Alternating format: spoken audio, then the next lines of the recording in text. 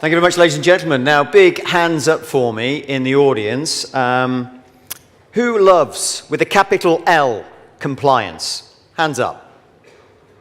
Perfect. I'm speaking to the right audience. Okay, so my mission over the next 6 minutes and 44 seconds is to get you to love compliance. So I'm Managing Director of Engage Insight. We're a research and development consultancy, and we've developed a business diagnostic tool and a RegTech tool or platform called Model Office, or Mo for short.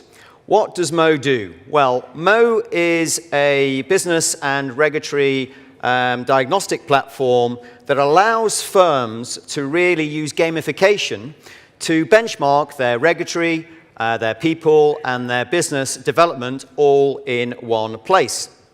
The key problem as we see it with the industry, which isn't going away, is for firms to actually develop their own compliance and their business development practices. It's a bit like trying to run the 110-meter hurdles in the dark with a blindfold.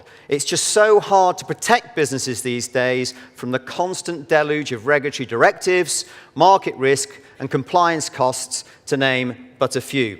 So what Mo does is it has a framework of 5 keys, which you can hopefully see on the screen here, that we've developed, which are crucial, with a capital C, for firms to build a fully compliant, a fully client-centric, and a fully sustainable business model.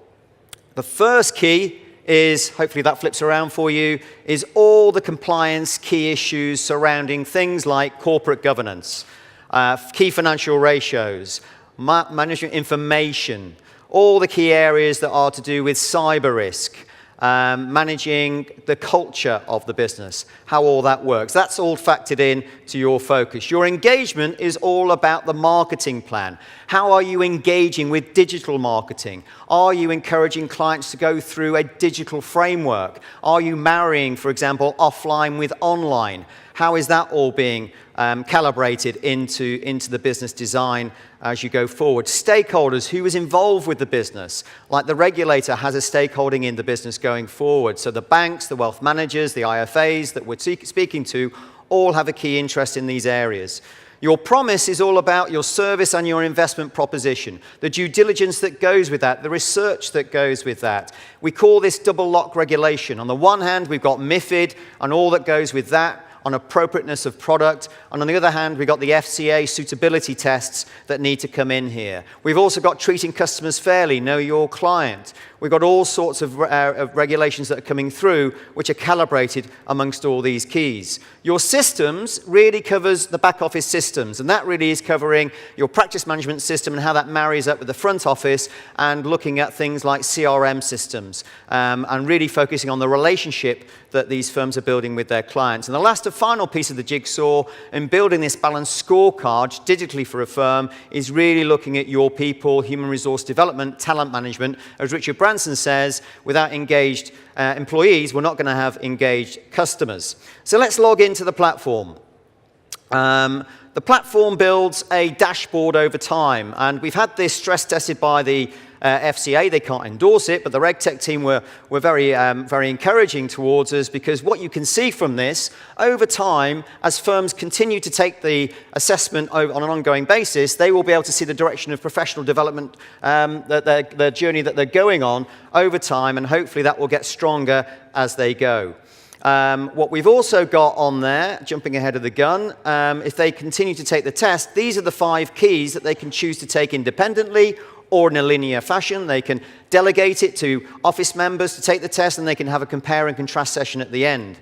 So if we just go into your focus, what you can see here is each key has between 5 to 11 business functions. So in this particular case, we're talking about strategic planning. And you can answer the questions as you go forward in this fashion. And I'm just going to get to one which will give you an idea of the resources here. So this particular question is all about cloud-based servers and ensuring backup on the process on the strategic planning basis. You can click onto this pop-up section, and it goes straight to the resources, so you can find out more about what this particular section is talking about. So really what we then want to do is, once they've gone through all the tests, is create a balanced scorecard across the whole approach. So you have a radar chart, you can see here how firms are performing against all the keys, and then you have strategic plans and also Fitbit dial performance charts where you can see the benchmark, which is set by us against all the rules, and also our 5-year research on professional development. And then you've got a target score that Model Office will give you as you go through, as if you want to improve your score. Because Mo's algorithm has 450 strategies and steers it needs to pull in from to actually give you an idea of the score itself. Mo also offers a CPD certificate, so it's online learning as well. So it's an e-learning platform, as you can see. And really, the whole idea of Model Office is the mission is to make compliance and business development far more engaging, far more enjoyable, and easier to find your way around the rules. What we're trying to do is create a safe harbor for businesses to understand where they fit against the rules. The problem that we've got with the regulations is effectively they're very principles-based and risk-based. They're not prescriptive. They won't give you a firm idea of how you're doing. That's what Model Office's defined ambition is.